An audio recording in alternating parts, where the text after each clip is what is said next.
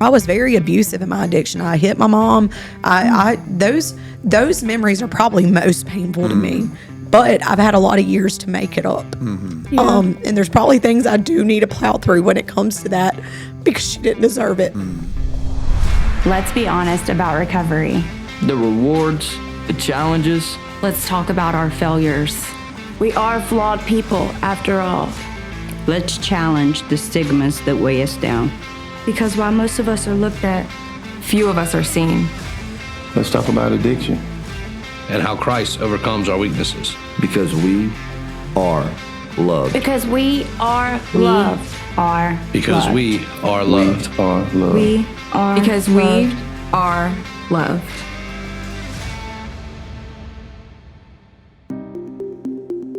Hey, my name is Brittany Meeks. I was raised in a home filled with the turmoil of my father's addiction.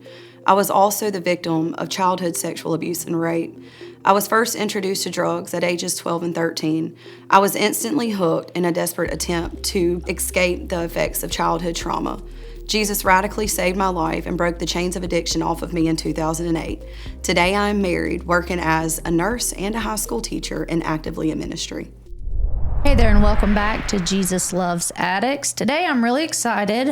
We have got Brittany Meeks from Alabama, and I am going to read what I wrote because Brittany is many things in her life today. She is saved, sober, and set free since 2008. Brittany is a mother, a wife, a nurse, a teacher, a worshiper, but once she was broken. Today, she's going to share with us her story of redemption because it didn't go from there to here without some growth. Amen. And since 2008, there's some strong recovery we have to learn from here. So that's really, really awesome. But yeah, so as Kathryn just said, it doesn't start at the end. It starts at the beginning. And your introduction already kind of hooked us. There's some trauma. There's some difficult moments in your early life. Tell us about that. So I grew up it was a divided household. So basically I had a very godly mother, the best mom you could ask for. And it was me and my two brothers. They were both older than me. My oldest one would move out well before us. But my dad, on the other hand, he was addicted to crack cocaine my whole entire life. In fact, when my mom was in the hospital after I was born, he would disappear for several days and leave her at the hospital and go on a crack binge. So this has been like an off and on thing my entire childhood with him. But when I describe it like he was a good enough dad to break a daughter's heart. And not just his daughter's heart, but his son's too. It's an interesting way to put that. Yeah, it's like when he was there, you know what I mean? Just like many people in addiction, he was a great, amazing person. When he wasn't using. He could sell ice to an Eskimo. Like, he was just likable all the way around. But you know what? Gosh, I'm sorry. Because I really want to get, there's so much of your story that I want to make sure we cover. But I love the way you just described that he was a good enough dad to break my heart. And so my mind is going to this place that what a really interesting way to describe the confusion that gets born into a child around addiction, because it would be easier, wouldn't it, if they would just disappeared, if they were just 100% terrible all the time. Yeah, somebody you didn't want in your life. It would be so easy to flip that switch, but there's always just enough to keep bringing you back to be hurt again. Yeah. That kind of triggers memory. I have several memories of, good times with my dad. My mom said there was good moments in the midst of very, very traumatic seasons. Like, there was these good moments, right? So like riding down the road and singing to the top of our lungs and laughing. I mean, we were just two peas in a pod. We were very close. I look like him. I have a lot of his personality. But then there were the times he would disappear, with crack and a lot of drugs, but especially crack. They disappear for days on end and then come showing up looking like, Lord, you look like you're about to drop dead.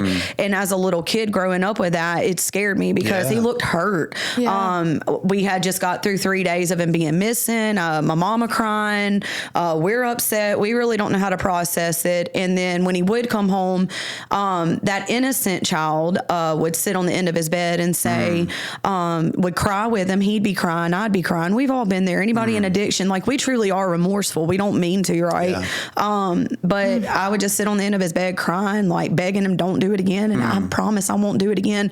And I think he genuinely meant that, you know. He did mean it in that moment. They don't, you just said it. We do what we don't want to do. Yeah. Well, it's slavery. Yeah. It is slavery. Yeah. But God, what a heartbreaking image. Yeah. Yeah. Lots of moments like that with him. And what was sadness over the years as I got older and began to understand the selfishness of it all became anger and rage and rebellion, you know. Right. So you go from the little girl just wanting her daddy to be there with her to, you know, the preteen who's like, oh, heck no, like, what's wrong with you? Like, you're selfish, you're this, you're that. And I began to buck up. I mean, we would fight in the hallway. I mean, fight, you know, but physically, we would get physical. I can remember 10 or 11 years old, you know, bucking up at him, like just a lot of anger, a lot of resentment, and a lot of rejection. But, you know, those are often, and tell me if this is true for you, those are often two sides of the same coin, right? So a young child expresses the pain painfully. As you get older, we express that pain protectively, and that protection tends to be anger. Yeah, right. That's true. Yeah, it's easier. I think I watched that on one of y'all's podcasts. Like, it's a lot easier to be angry than hurt, and anger often felt like a strength more so than a weakness. It absolutely does. And we did. I remember. But yeah, it's easier to say that I'm angry than to be vulnerable and say that I'm hurt.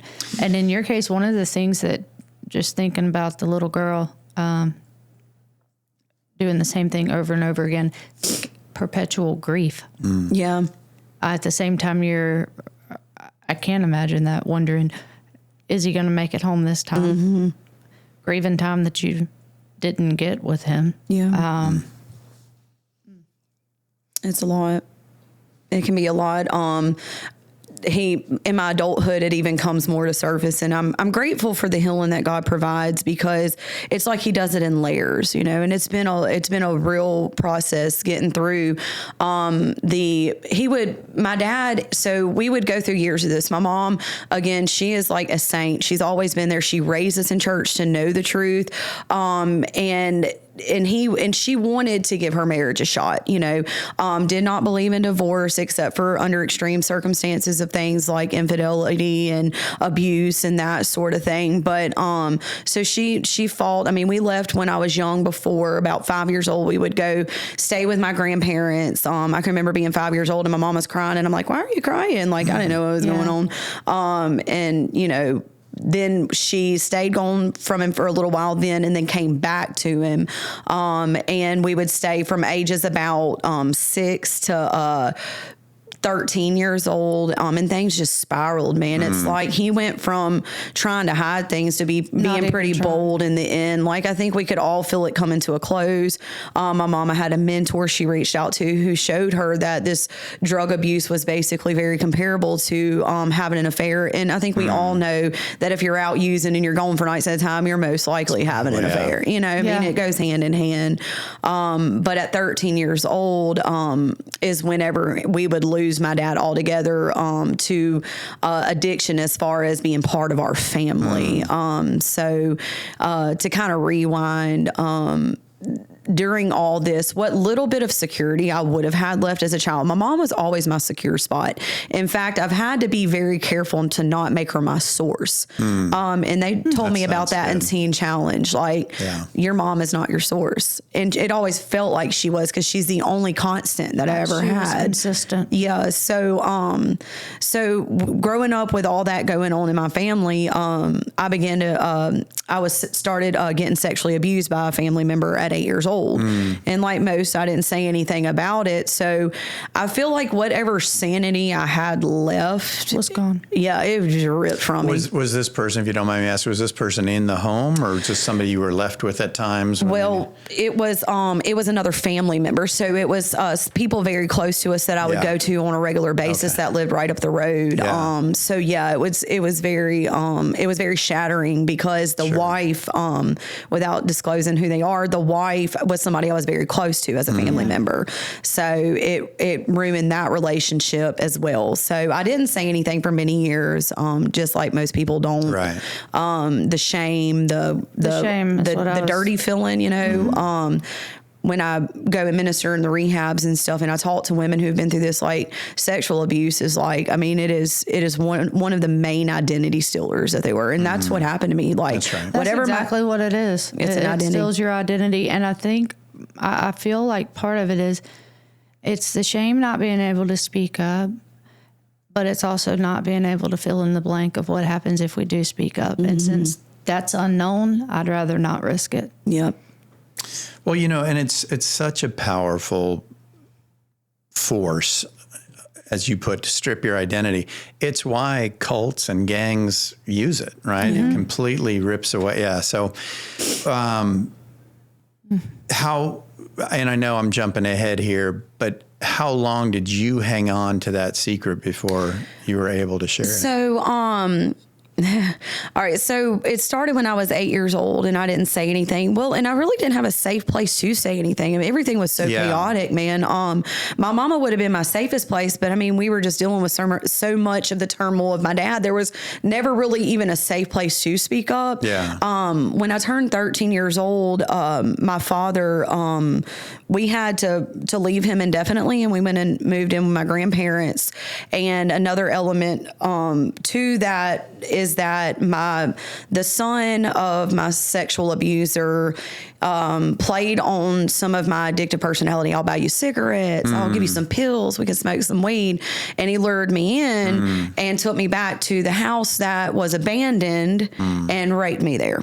So that was father son who did that to me. I mean, you can just see the enemy all entwined in this, right? Yeah. Looking back over it, like the enemy can see the gift of God on the inside of us very early. He's had thousands of years to study us. And I can see where, from even my dad leaving me at the hospital and not wanting me, to being abused by the father at 8 and then raped by the son at 13, I can just see his master plan to take me out, but it didn't work. Right. It did not. You know? So I kept all that to myself, because once my father at age 13, once we lost our home, we lost everything. I went with my mom to live with my grandparents. Both my brothers did their own thing. I felt totally alone, totally isolated, heartbroken, shattered. Don't even know what to do with the fact my family member just took me back to this abandoned house and raped me. Like, what do you even psychologically do with that? And then within that same few months, I found my grandmother dead in her bed. So age 13 age 13 for me was terrible. Just in the span of a few months, I lost my dad, I lost my home, family ripped apart, found my grandmother dead in her bed, had to break the news to my mama, watch the ambulance come and get her. And I mean, I didn't even have time to even grieve her, because I mean, my emotions were haywire. Like, I didn't even know what to do with all of that. Everything was so loud, everything was so confusing. And the only thing I knew to do is to try to self-medicate, because I couldn't deal with the trauma. Well, I was just going to ask you were already using at this time? I started using, like playing around at 12, but with 13. Kids at school, things like, or your relatives. So, I mean, they lured me in with, let's smoke some weed, let's take some pills, let's drink some beer. But yeah, people at school, family members. And then when I turned 13 and all of that happened to me, like, I ran hardcore. Like, I'm talking about, forget the weed, forget the beer. Give me the ecstasy. Give me the Xanax. Ecstasy was fun for a little while, but downers was my thing, because I could escape from reality, and that's what I wanted. Anything. It was the only thing that would silence the noise and the voices in my head. I feel like I was going crazy at that point. Wow. You very likely were. Yeah. So you start into opiates? Is that? Yeah, I started probably like weed and beer, the norm. And then we jumped into ecstasy pretty quickly. I was just hanging out with a bunch of older people, throwing lots of ecstasy parties, and introduced Xanax around the same time frame. Benzos and opioids were what hook, line, and sinker. Yeah. There's 5 years of my life I don't even remember, because I was in and out. starting about now. I believe in your that. story. Yeah. About 13 to 18. I don't remember. Yeah. And nothing's ever come back. Yeah. It don't. Were you able to finish school during that time? Okay, so whenever all of that happened, at age 13, I started acting out at school. One thing I found, I didn't have much confidence in myself. I couldn't find very much good in me. And I, like anybody else, want to be accepted. And you really desperately try to find that acceptance when you don't get it from the people who are supposed to give it. So when I started sleeping around at age 13. Like it was bad. It was so bad that I ruined my reputation. And I was just that girl nobody wanted anything to do with. I was the girl that got made fun of at parties. But I figured out real quick I was also the girl that could fight. So whenever I was in 8th grade, it only took one person coming up to me, and I ended up getting in a fight with her to develop that reputation. Like even all the popular kids, like, man, Brittany's about it. It just gave me a sense of like confidence in myself. Nobody messed with me. But with that being said, I got in so many fights, I got kicked out of school. And you talked about having your identity stripped, and even though, like, to others listening in that haven't been there, having even a name for yourself where people aren't looking at you like you're less than. Right.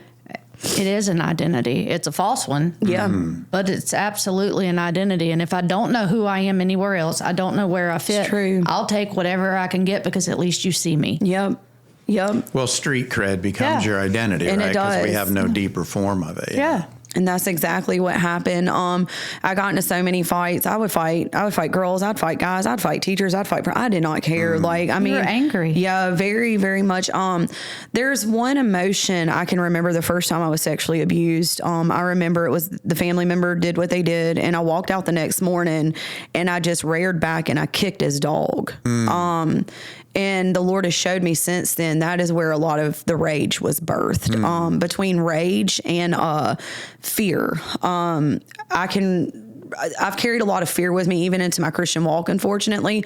I think your body is just wired a certain way if you don't process the trauma and truly heal from it. Because I think there's an element that God heals, and then there's an element he says, hey, you probably want to go plow through with a therapist and figure out why you act this way. So I am going to seek that out soon. But I can remember as a little girl when I would have to go to their house, he would come and expose himself, and my heart would go 90-0, and I would just run in the bathroom and I'd lock myself in there and just the immense amount of fear I would feel. God reminded me of this a few years ago. And so there was a lot of that, that I had to plow through. And, but either way, when I got into school and figured out I could fight, that did give me that false sense of identity. It also got me kicked out of school. Yeah. So I was kicked out of school age 13 in the 8th grade, and then they homeschooled me, quote unquote homeschool. Like they basically passed me. Like I didn't learn nothing. I was like, what is this? Not yet. You haven't. Yeah. I was like, no.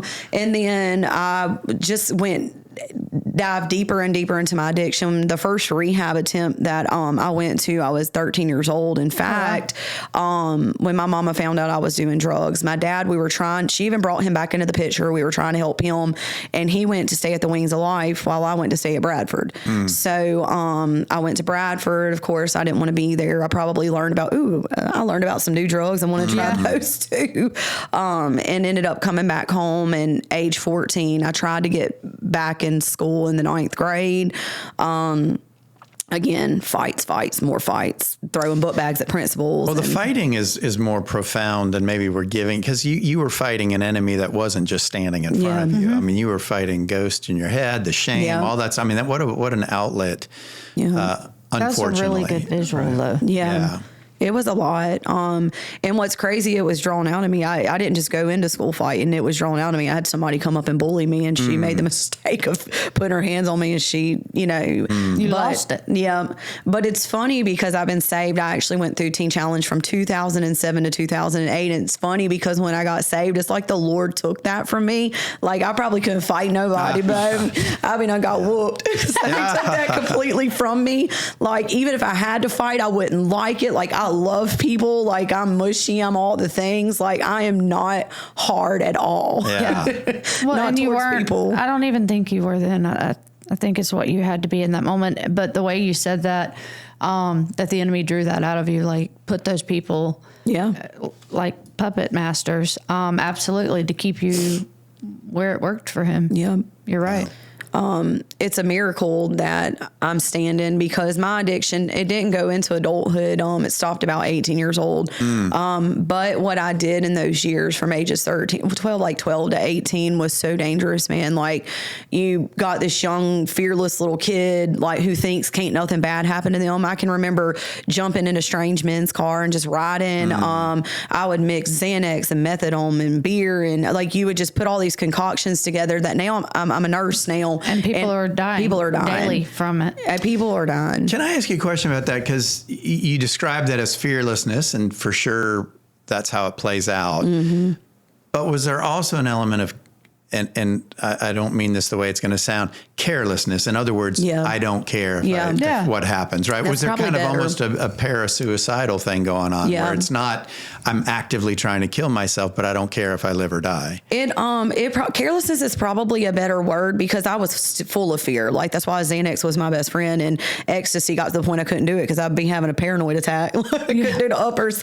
Carelessness would have been it because, like life had handed me so much stuff and I couldn't see God as good. Through all the trauma, I could not see God as good. Like these grown men in my life abandoned me. These grown men in my life sexually abused me. Like I couldn't see him as good. I literally was like blinders. I could not see God for who God was. And I hated him. Like I literally hated him. And the only thing I would say that would not make me careless is I was afraid to die in my addiction because, I was raised like you die in sin, you go to hell. Like I was rejecting Jesus. Like I full out rejected him. I chose my way and I was scared. I was scared if I died, I would go to hell. Well, there's an interesting internal battle, right? I mean, I hate him, but I'm afraid to die without him. That's interesting. Yeah, very conflicting. I don't know who goes to hell and who goes to heaven. That's really not for me to say, but I think his grace and mercy is a little bit greater than what I was raised on. You know what I mean? So, but it just took me a long time to really know who God was. It took me going to Teen Challenge and getting help I needed. But from ages 13 to 18, I dove into promiscuity. Like I said, I tried to go to the 9th grade. I got in so many fights. They sent me to a school called 101 Black Men. It's like a secondary school. Got kicked out of there within a couple of days. It was just terrible. Multiple arrests, multiple stays at Strickland Youth Center. My poor mom, every time they don't make it easy on the parents. Like if your child gets arrested, you're up there making the probation appointments. You're up there paying the court fines. Yeah. So it's just making her life even worse. Multiple rehab attempts through Bradford, inpatient and outpatient. And at that time, you still had not disclosed any of that. So she didn't even know how her daughter, I know she had to have known your dad's history affected you, but when you went from being quiet and reserved to angry, volatile. Yeah. And if she didn't know all of that, That makes sense because there was a volatile change even before my daddy totally left us. I can remember just being angry and like digging a pin into my face. Like there was so much, like I don't even know. It's just a memory that I can't really shake. A lot of my childhood I don't remember, but I can remember just these moments of rage where I would just dig, like I took a pin and just dug it into my face. Like, and I don't know, it was weird, but it just was all very demonic. Not unlike cutting, right? Yeah, I guess it was similar to that. But it wasn't until, so I'm actively using and doing drugs at age 14, and my family member picked me up from somewhere, and I was kind of under the influence, and he thought he was going to tell my mom. He's very worried about me because I was under the influence. Meanwhile, this is the same family member who sexually abused me. So that's when it all came to a head. I was zanned out. I was drunk. I'll show you. Yeah. I said, bro, you want to tell on somebody? And then I spilled the beans to my mama at 14 years old on Mother's Day. While he was present? No, okay. It was a phone call. Like I had been dropped off at that point. Yeah. And on Mother's Day, that was what she got to hear. All about him and all about what his son did. Was that her brother? No, it was my dad's side brother. of the family. Okay. I'd like to take a moment to recognize a major podcast sponsor. Today's episode is brought to you by America's Thrift Stores, your go-to option for decluttering and giving back. If you have a closet bursting at the seams or a garage that's seen better days, we've got the perfect solution for you. That's right. America's Thrift Stores makes it easy to clear out the clutter and make a positive impact in your community. Whether you're cleaning out your wardrobe, downsizing your living space, or just looking to give back, America's Thrift Stores has you covered. And here's the best part. You've got options.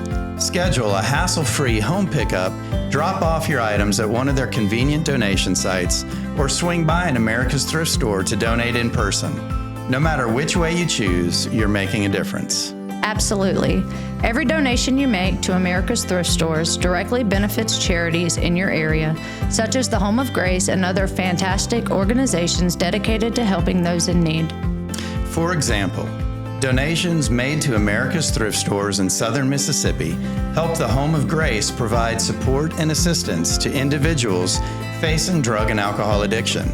Your contributions make a real impact on their mission to provide freedom from addiction through Christ-centered recovery.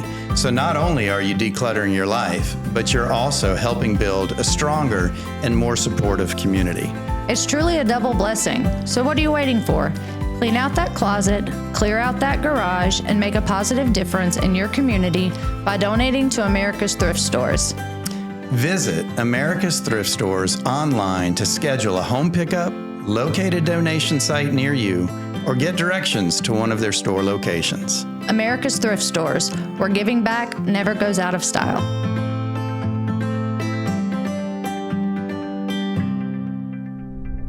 How did she react?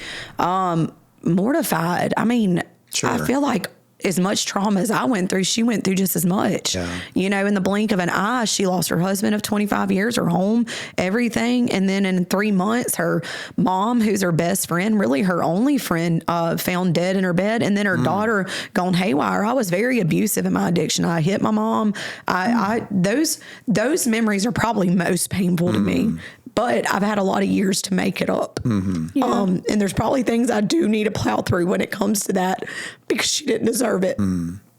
So, but anyway, so it all came to a head on that Mother's Day, and I got real.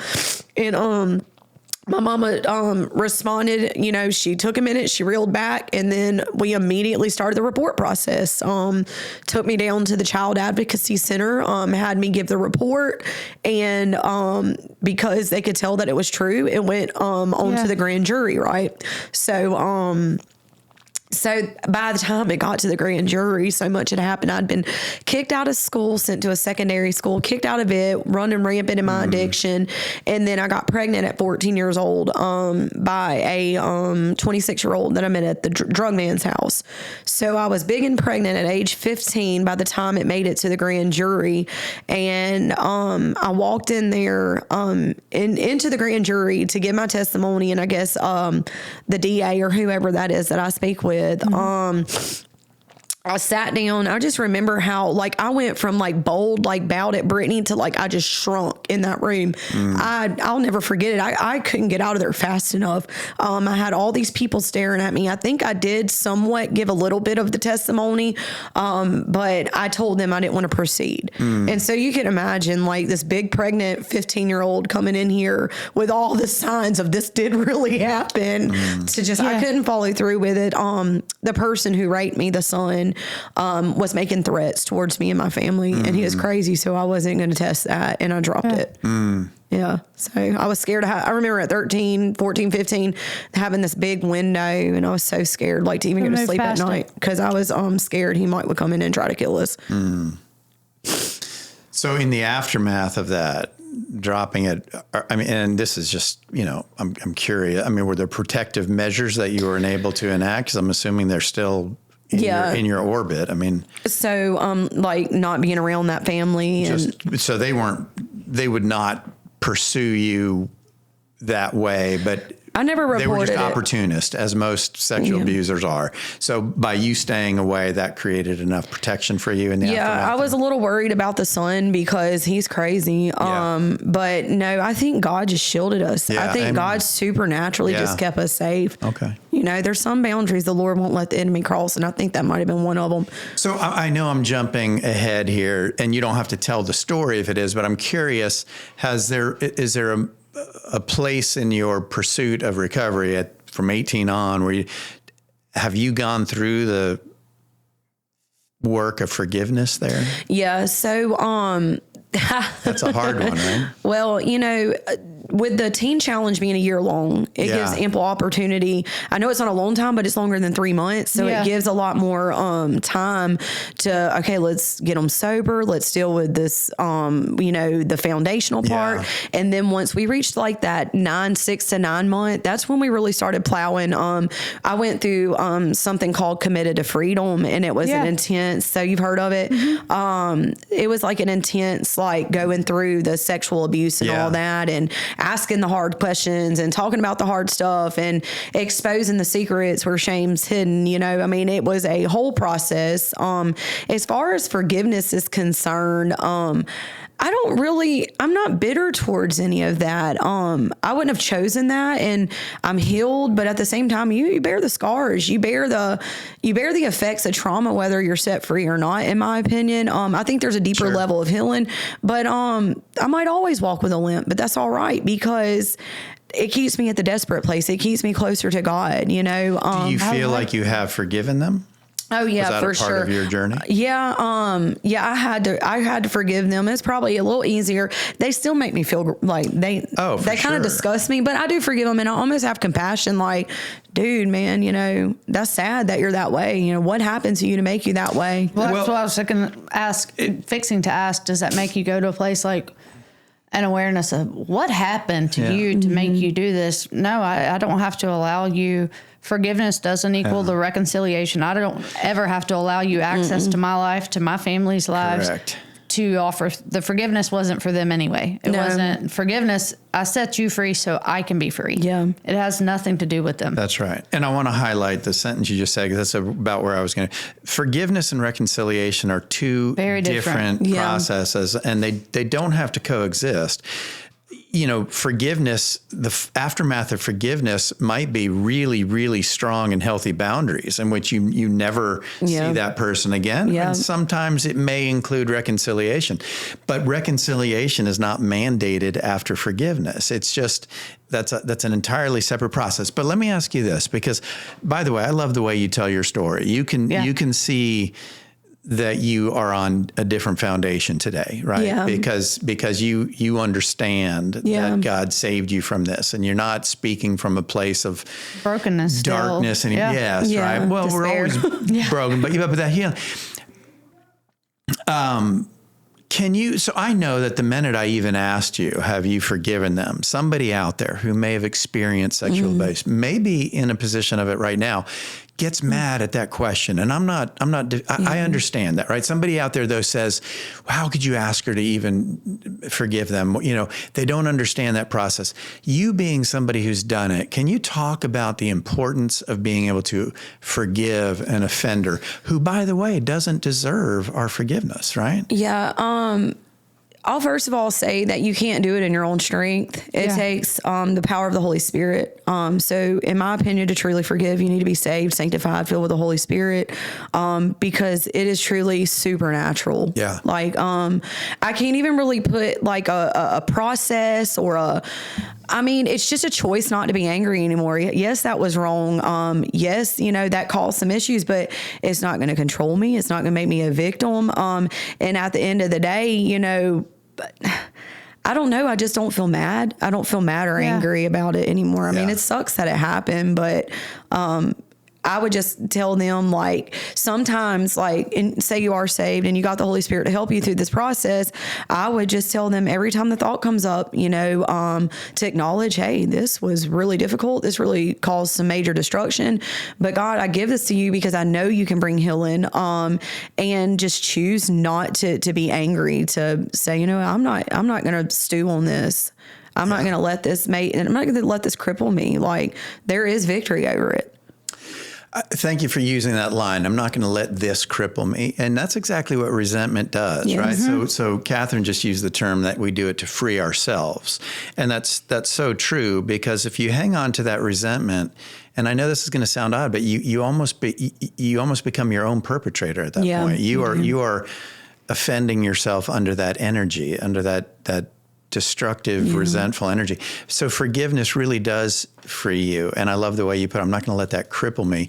And one of the things that we have to recognize, and I'm making a statement that I really do want to hear your input on this, because what you had to forgive is unforgivable. Right. But we don't forgive because the person deserves it. Yeah. Nor was I forgiven because I deserved it. That's true. Right? That's true. I didn't deserve the forgiveness I got. No. And so it's really an act of walking maybe the most like Christ we ever walk is when we forgive. It's true. I think about, and here's some of the ugliness of my story. Like, I've done some pretty rotten things. No, I've never done that, but I've been the other woman. I've hurt people. Yeah. I've led good people astray. Yeah. Like, I've been the offender. Maybe not that kind of offender, but I've been the offender,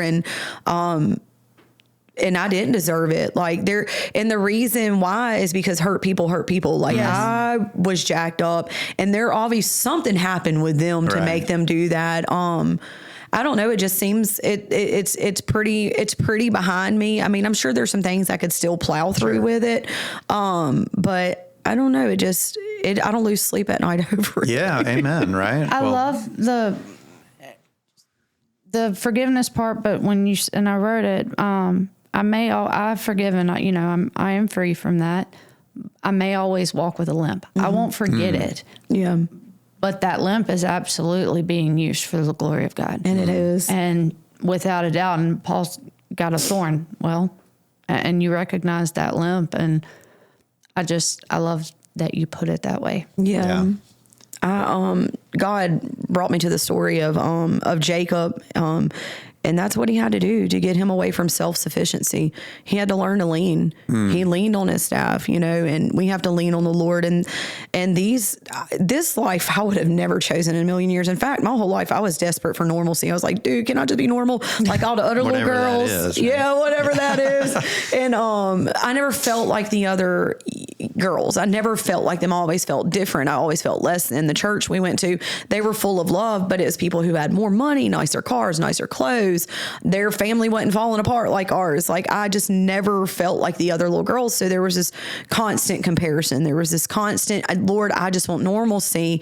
And God has not given me any normalcy in my before Christ or my since being saved. Like, there is no normalcy. And I used to be bitter about that. And I guess we could get into that later. But I used to be bitter about that. Why couldn't it have been better? In fact, when I went through Teen Challenge, we had to do what was called work chores. Oh, maybe y'all got those. But I remember probably not like that, not Teen Challenge chores. A little bit. We had to scrub. Character builders. Oh, yeah. Is that what those were? Peeling potatoes, whatever they got to do. Yeah.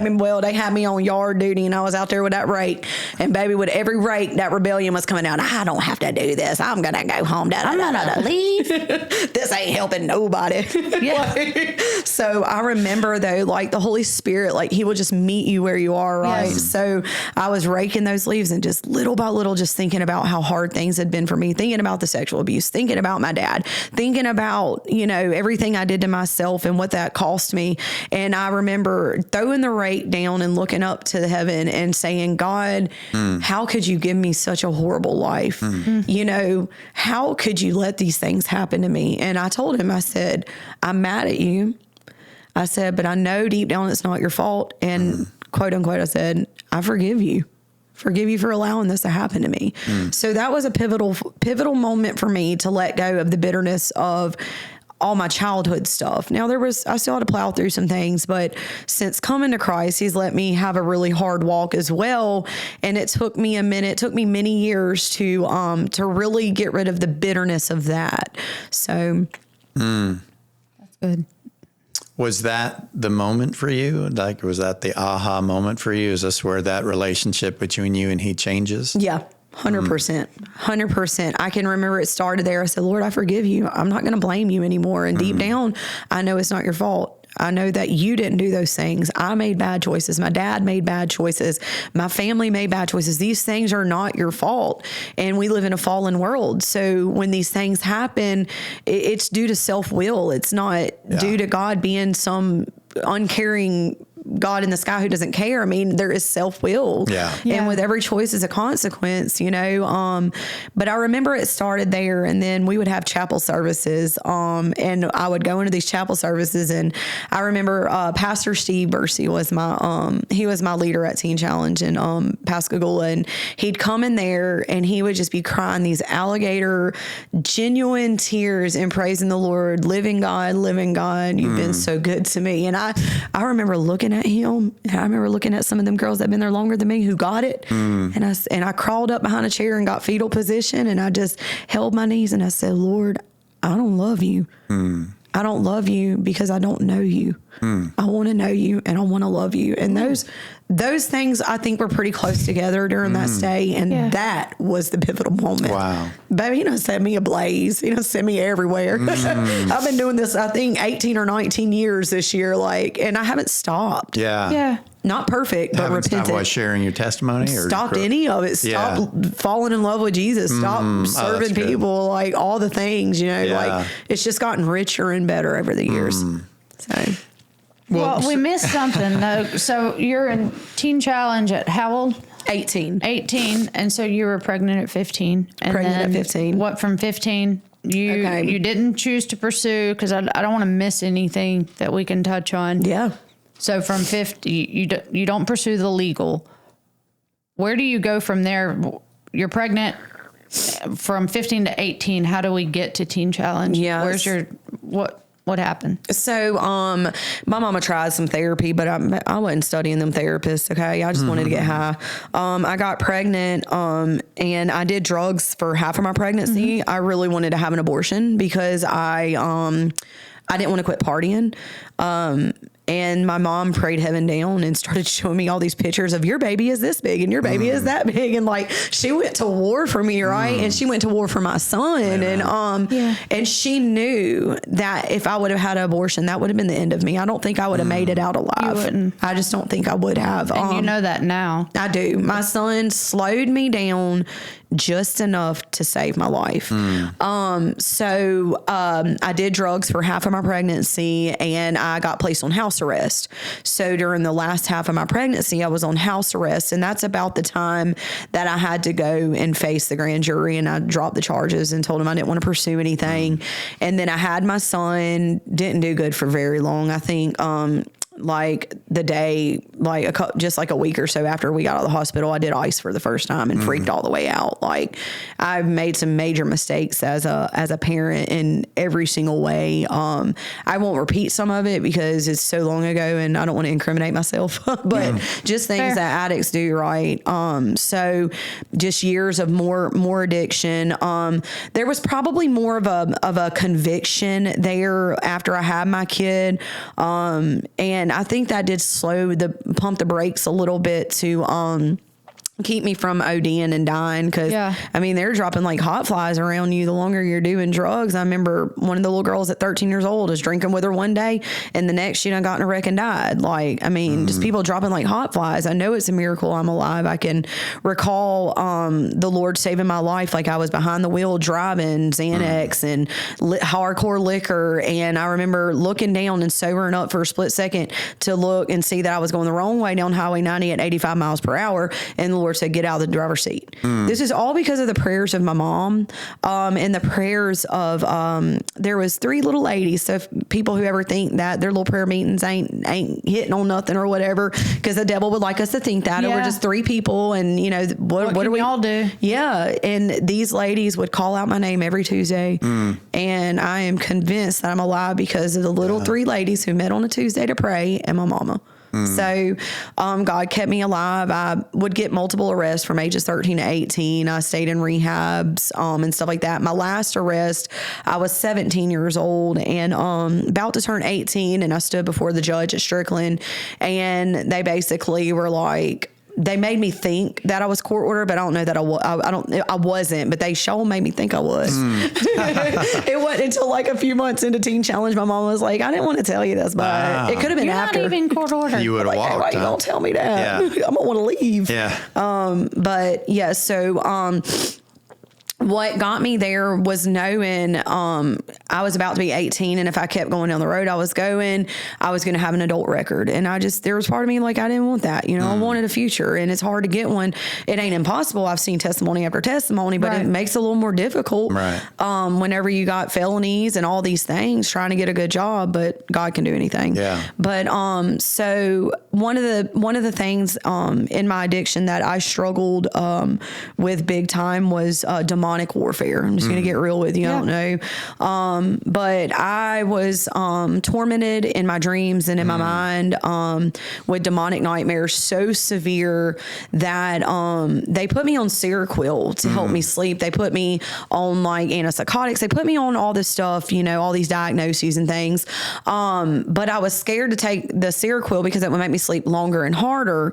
And the only thing that would alleviate the dreams was Xanax. Yeah. And they were bad. They were very real. They were very scary. And one night I woke up, I was 18 years old, and I was kind of at that threshold of, if you keep going down this road, Brittany, it's going to get worse and worse. So I woke up to a demonic presence holding me down in my bed. I couldn't move. I couldn't speak. I was terrified. It was very, very scary.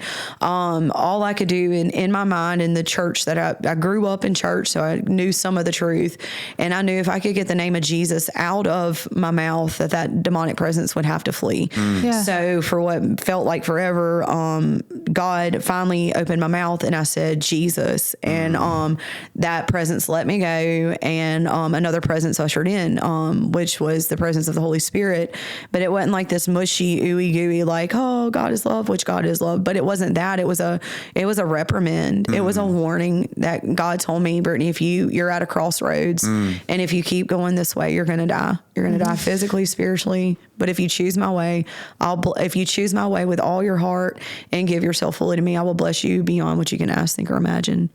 That's so interesting because as you tell this, that there are people out there going, what is that, right? But you know what? I'm listening to it and amazed because there are no limitations on what God can do. In our church, we have just finished up a study on the minor prophets.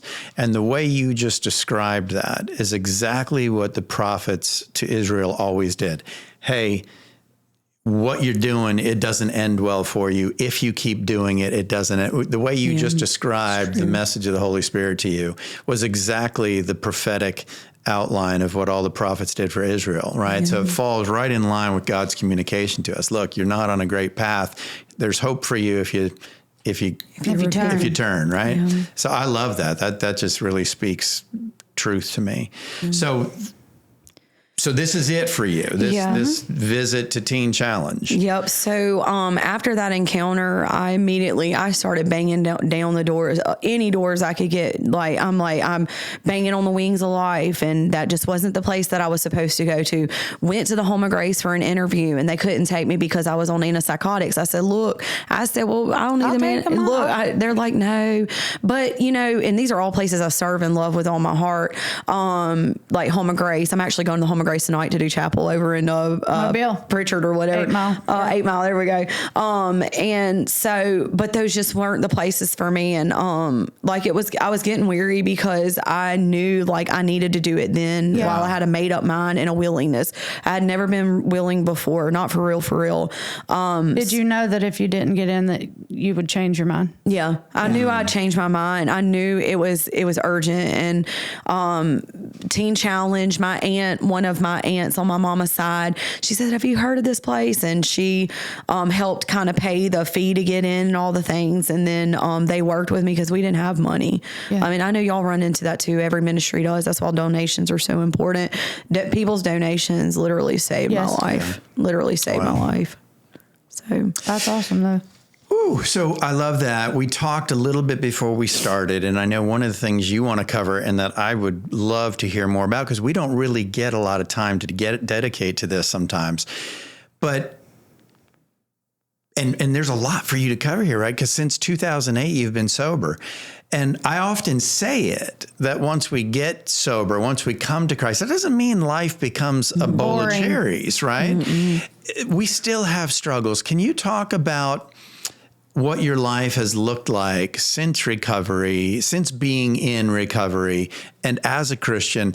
What have those hurdles been for you now in that reality? So, when I first got out of Teen Challenge, the sky was the limit. I was bright-eyed and bushy-tailed and just ready to hit the ground running. I was finally going to be the mom that I wanted to be. The Lord blessed me with the ability to get my GED in Teen Challenge. I was really felt like I was like, oh God, I hope I could pass. And I was like, I just want to pass with whatever the threshold is. Barely. Yeah, but God, He always exceeds what we ask, right? I ended up being in the top 10% of high school graduates over in Mississippi with my GED. Awesome. And so when I got out of Teen Challenge, I immediately came home, plugged in. Man, I probably was in church 7 days a week, plugged, slap in to being a mom. And my kid went with me wherever I went. I was home with him. I wanted to be the mom that I always knew I could be. I got into college because of the scores on my GED. I didn't even have to take no ACT or anything like that. Wow. Started college immediately. So I tell people, look, the last grade I completed in school was the 7th grade, and I got 2 bachelor's degrees. So God can do anything. So I started college, plugged into church. I was in youth ministry immediately, children's church ministry. I mean, all the things. God quickly had me going and giving my testimony here, there, and everywhere. And then I started working at a Christian daycare part-time. So the Lord is in the details. Like, He's so good if you just open your eyes to it. And like, if I'll just open my eyes to it and keep them open, He's in the details and He's faithful, because I was able to send my son to daycare in the morning so I could go to college. After my college classes, I would come and I would do my afternoon shift, and he was able to go there for free. Oh, that's awesome. So the Lord just excelled me pretty quickly, as far as it was just like bam, bam, bam, bam. But it was real overwhelming. I remember trying to get into college and walking through the hallways and thinking I wasn't good enough. Like, who do you think you are? What are you doing here? Have had naysayers along the way that were just the instruments of the enemy to try to discourage. But I can remember something rising up in me going through those college halls and saying, you know what? I'm a child of God. I got overwhelming victory. Like, I just started to speak those things like, devil, you are a liar. Like, watch God show up and show out. So things for the first year were probably really good. My son was still young enough. He was doing well. It was about when he was 4 or 5, which was my third year home, that we noticed his behaviors were really, he was hitting, he was kind of isolating, he was doing like hand flapping and things that just are kind of indicative of autism. So, at 5 years old, we sent him to not daycare, but kindergarten, and he attacked so many staff, kids, I think some parents that were volunteering, and they were not kind about it at all. They were freaking out. They were like, we may have to press charges on you, da, da, da, da. He bit a teacher. I mean, it was like the devil's den. Like, here I am, freshly saved and sober, single mom, college student, like just trying to get my life together, and then this happened. So I pulled him out of kindergarten. We immediately started him on like getting into therapy and just getting in the Alta Point's really about the only place that we could find.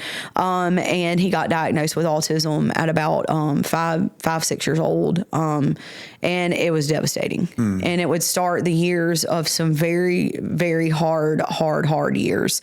Devastating emotionally for you as a mother. Yeah. Yes. He was kicked out of he was kicked out of school, expelled, suspended. I would just pray. I can remember praying, Lord, just let me make it through my work day without having to go get him and losing my job and all the things. But also even in the home, like you couldn't guarantee that he wasn't going to go start hitting somebody or have this meltdown. And at church, even like sometimes we couldn't even take him to church. Right.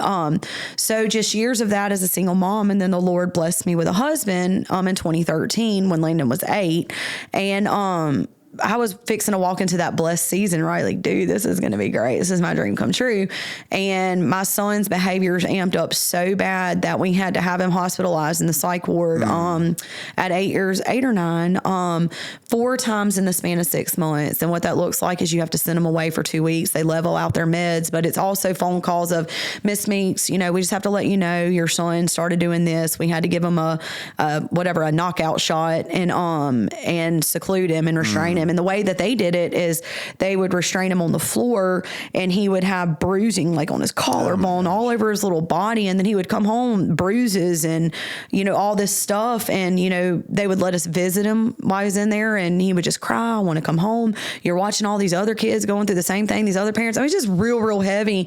And, if that wasn't bad enough, me and my husband had carried our trauma into our relationship. In the first year of our marriage, it's only a miracle we made it out. I mean, we would fight. We would all the things, the stress of my kid, like it was bad. I lost my job because of Landon's issues and was finishing out my first degree. And my husband was the only person making any money, and he unexpectedly lost his job, and we thought we were going to lose everything. So it was just a really hard year. But God is always faithful, and he always provides. And my husband lost his job on a Friday and was hired somewhere else on a Monday because that's what God does. He takes care of his own. So, is your husband also in recovery? Yes. Okay. He was, he's like 3 years, behind me. I'm like 3 years ahead of him, but, he didn't go through rehab. The Lord got a hold of him at home and through church. And, He's been saved and sober ever since. Awesome. And we both volunteer together. If he wasn't working, he'd be here right now. He's just a great guy. And he basically has adopted my son because my son's father's not too much in the picture. We tried to let him be, but Before we go any further, let's take a minute to address the man or the woman listening to today's episode and wishing for a better life. Or maybe addiction has completely overtaken a family member or a friend.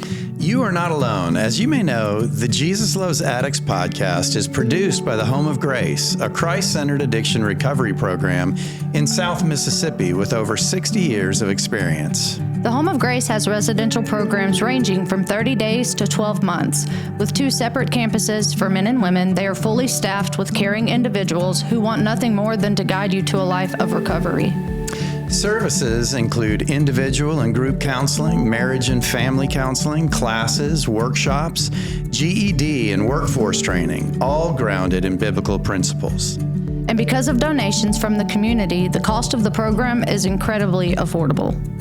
Thousands of alumni from across the country can tell you there is no other program in the world quite like the Home of Grace.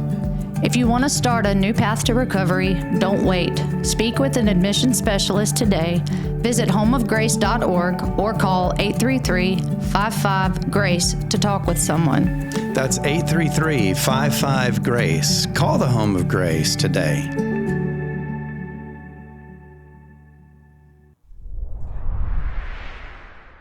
Yeah. But yeah, so things just got really bad that year, but God took care of us. We plowed through it. But from ages 8 to 16, my son was expelled from every school he's ever attended. Meetings after meeting, hospitalization after hospitalization. I mean, it just was very, very difficult. But his behaviors as he got older, got worse and more intense. So after he hurt me one time, we kind of did what we had to do, and then I gave him another chance. But the second time when he turned 16, he actually got a hold of me. I couldn't get away from him. He finally let me go and ran into the other room. I barricaded myself, called the police, and he proceeded to run out with a butcher knife when he couldn't get to me, jumped in front of a vehicle and started stabbing the hood of a vehicle with a man and his son in the car. And it's the way I found out is because the man like came into my living room and was like, hey. And so I ran out there and I figured out what had happened. But there's so much grace on it, because if it had not been that man and his son, and that man knew what mental illness was, because he said, I have a nephew like this. Landon could have been ran over. Landon could have been shot, you know, or had it been an old lady jogging in the neighborhood and he went after her. Like, you can just see God's hand in every bit of it. So this man that he attacked was able to get out of the car, get the knife from him. Landon was like laid out on the ground sobbing and very remorseful.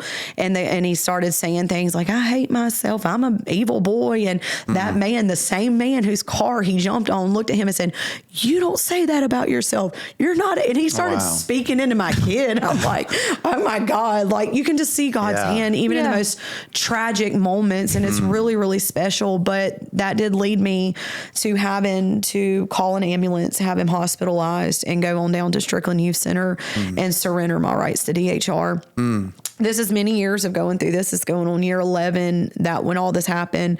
And it was hard because I couldn't understand, like, Lord, I'm doing everything right. Can't this get fixed and I keep him at home or do something with him? Where's my miracle, God? I'm serving you. I'm not relapsing. I'm not da-da-da-da-da. Now, I made a lot of mistakes that I've said things and did things that really probably made the situation a lot worse. And I've grown from that. I deal with that and I own it. But overall, I couldn't understand, God. Here I am singing Break Every Chain, and you're not breaking my son's chains. I can't bring him to church. Lord, how do I raise my kid up in the Lord if I can't even bring him to church because he's attacking people in mid-service? Like, it just has been very hard. But whenever I made the decision to surrender my rights to DHR, I can remember sitting outside in the parking lot. Pastor Angela, y'all had her here, actually called her because she had a hard situation too. And I said, Pastor Angela, I was like, I don't know what to do.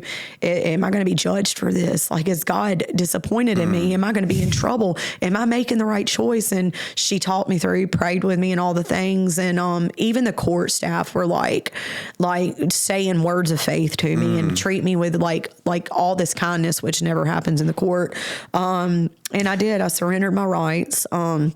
He went through his first residential stay at 16 years old in Alta Point, and then we tried to bring him back home, doing amazing, like literally about to graduate high school. He's working with a liaison with Goodwill to start considering, some type of little trade school college or maybe a little job employment, something. Like, I'm literally like, this is it for me, man. This is my promised land. This is my harvest. And so out of nowhere, after 6 amazing months, he's actually plugged into church and going to youth, and my brother's the youth leader. Like, I mean, when I tell you, like, God was doing it right.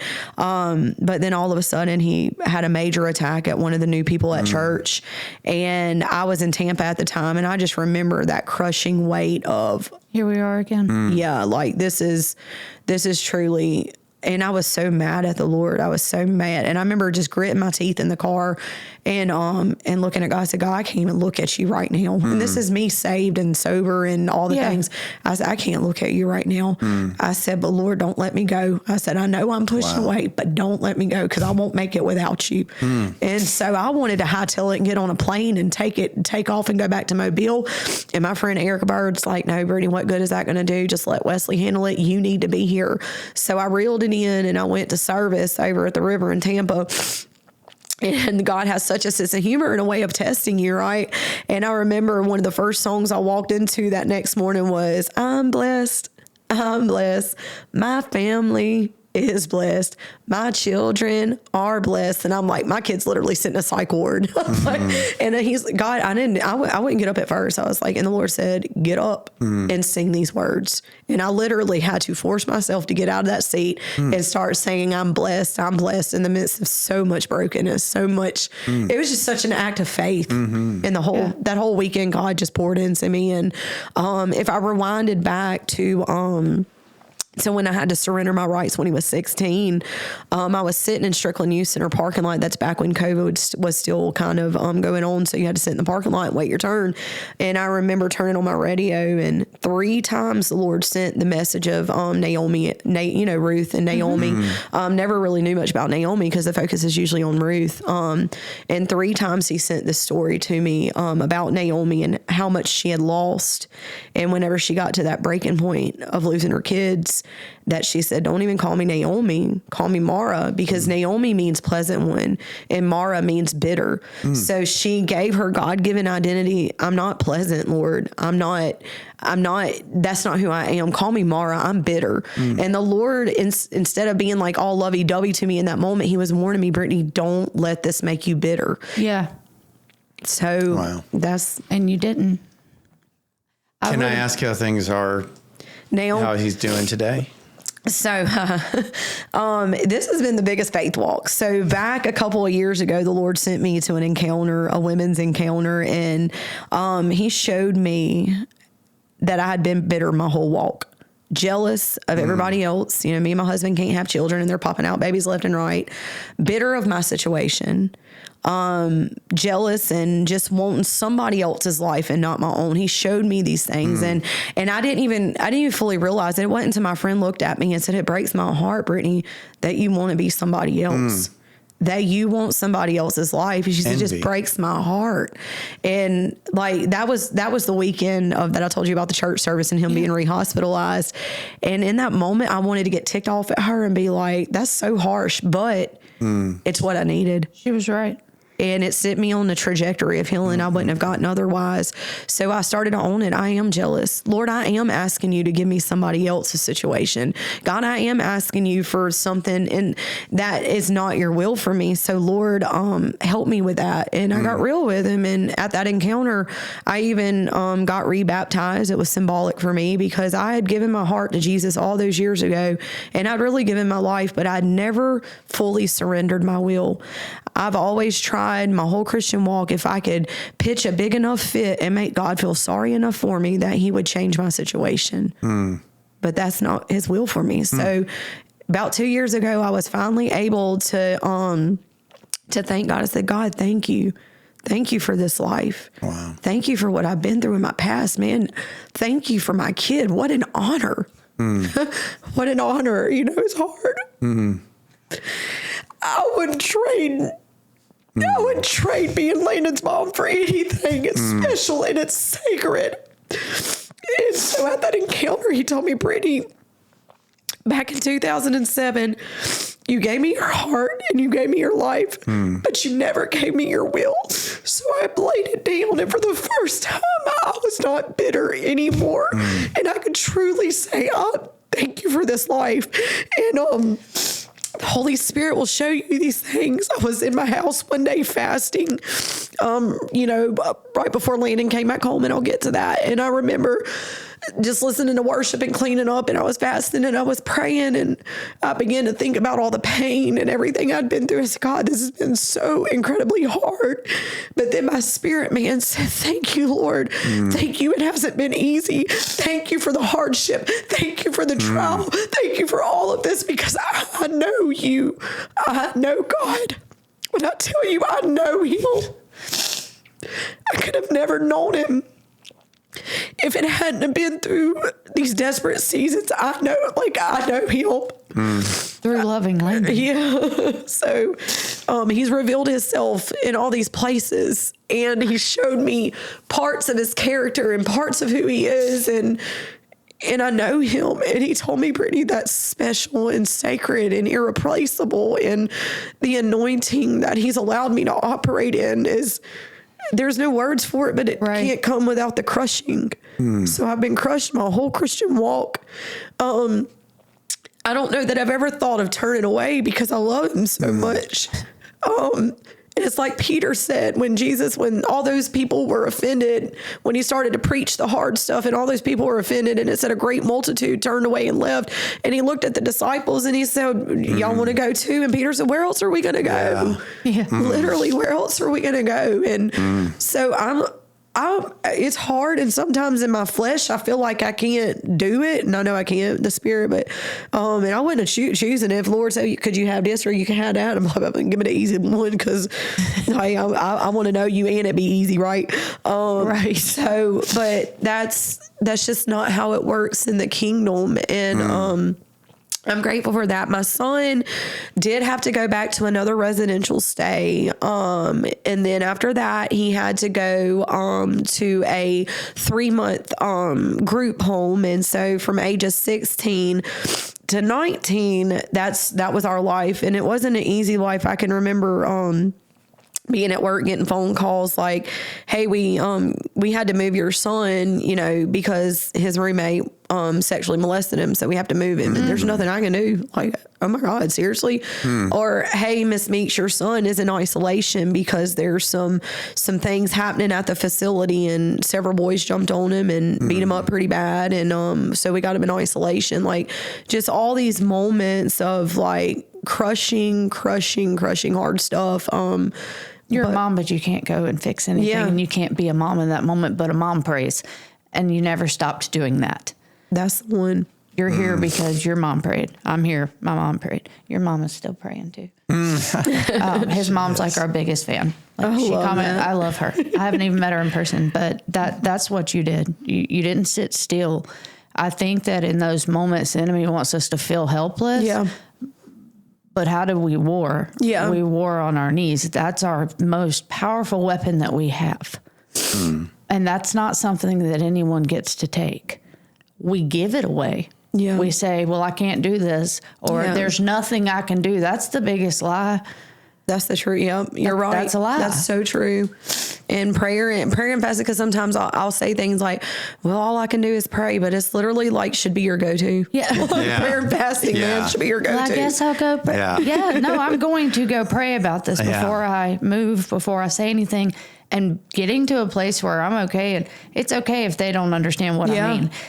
Hey, what you just said is a lot. Yeah. Before I respond, I'm going to need a moment to go pray about this. Yeah. And being okay, some people are going to go, Yeah. maybe the wrong person's in the right place, but it's a powerful weapon. It's very powerful, and I do have a small testimony on that at some point about how powerful prayers recently. But to answer your question about where we are now, actually this kind of hits on that. Actually, my son was sent home around, I think it was 19 or 20. They sent him back. I think it was 20. They sent him back home, and we were doing really well, right? We got him in vocational. He was working a little job at the Goodwill. Baby, we had the balls rolling. I said, this is my harvest. This is my promised land, right? Like, I'm always talking about the harvest and promised land because it's there. Like, it doesn't matter. It might not be in my time frame or come in the shiny bow that I want it to come in, but dude, it's there. We were doing really good, and then my son came to a church service. In fact, it was when I was leading worship, and he just started like hitting and kicking. He hurt my nephew. He hurt a lady that was sitting next to my nephew. He was really ugly, and it was really hard in the middle of me leading praise and worship. And so that made it even more of a dynamic because I don't know, it just made it real personal. And I knew it was the enemy. I knew it was the enemy mocking me, trying to stop me. So I was cut mid-song on I Give Myself Away, one of the ones I had sung earlier. And I was cut in the middle of that song, and I called DHR. We got him into the hospital, and DHR, and I said, he can't come back home. I can't keep people safe. I can't keep myself safe. He's stronger than me because he's 21 now. And they're like, well, we don't have no resources for him. And I said, well, he cannot come home. So they went and picked him up from the hospital, and my friend Amberly, her now husband Chad, they were there that night. They were in charge of the service, and God wouldn't let him sleep and had him interceding for us all night long. And he was fasting and praying specifically for us. And that day, I got a text message from the social worker saying, we're taking Landon to a homeless shelter in Birmingham. And I said, no, you're not. Because he called Chad, who was praying for us, called Amber and was like, Landon's in danger. Landon's in danger. Well, yeah, they were about to take him somewhere without a cell phone, without telling us. And y'all know as good as I know, DHR don't care about you, especially when you've ticked them off because you won't help them. You're right. So I picked him up from DHR, brought him home back in July. This was the same time that I was starting a new job as a teacher at Baker High School, of all things. I'm like, Lord, I can't start no new job. My world is crashing down and I wanted to quit so bad. But God said, nope, you're not going to quit.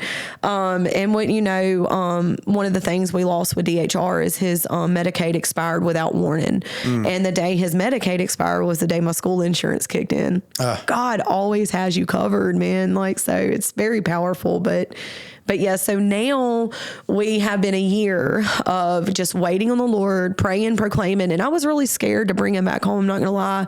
I was scared my family didn't want to come around him. I mean, it was a whole thing. Everybody was scared, everybody. And then it was a real threat. Yeah. It is a real threat. And so I'm trying to hide the knives. And I'm like, how are you going to cook dinner? You ain't having to hide the knives all the time and all the things you got to do. And then, so the Lord just lifted it. I said, Lord, I can't live in fear. If you're sending me home to take care of my child, then you're going to have to give me courage and peace. And I don't have a plan. I called so many places. I even went live a few times. I was lit because I'm like, man, there is nothing out here. And God told me to take my hands off of it, to pray and to trust him. And so every day has been a faith walk. And finally we got him into a day program this past couple of weeks ago, and he is in a day program. We're doing good. I'm like, Lord, let this be the harvest. Yeah. I'm sick of going through this. But if it's not, I'm still going to trust you. Yeah, that's it. It's interesting that you talk about the harvest and the, promised land, and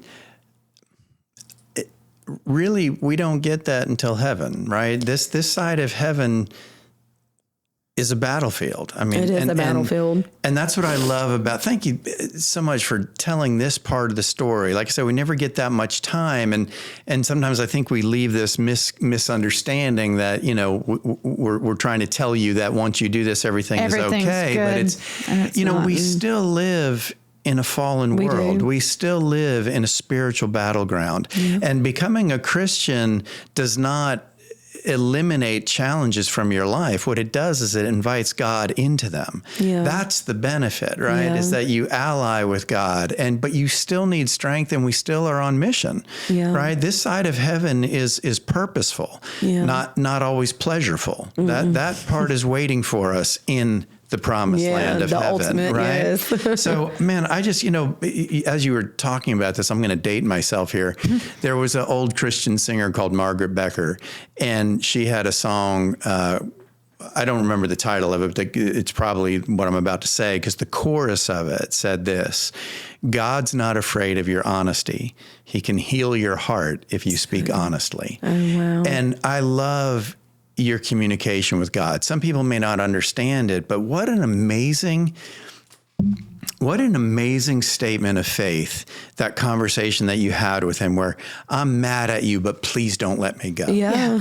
I mean, I don't want to look at you. Yeah. In a world, in the Christendom world where there's so much pretense. There's so much, everybody's trying to keep it together on the outside. Guys, that's not what we're called to do. No, it's not. We're called to be the most honest and open people, because only in doing that can people see God in us. That's true. If we're trying to show them us, if we're just showing them the mask, all they're going to see is how well you can keep it together, which, by the way, will fall apart on you. It will. So I love your honesty.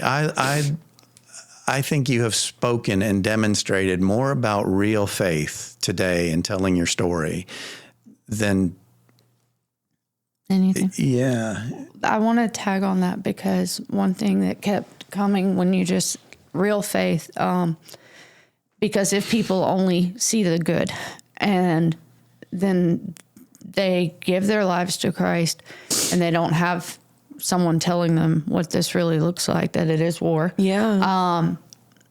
but then they get disillusioned with God because they feel like, well, maybe it's for everyone else, but not for me. Yeah. And the enemy wants us to feel that way. But one thing I also want to draw out, though, is you were faithfully saving the Lord. Yeah.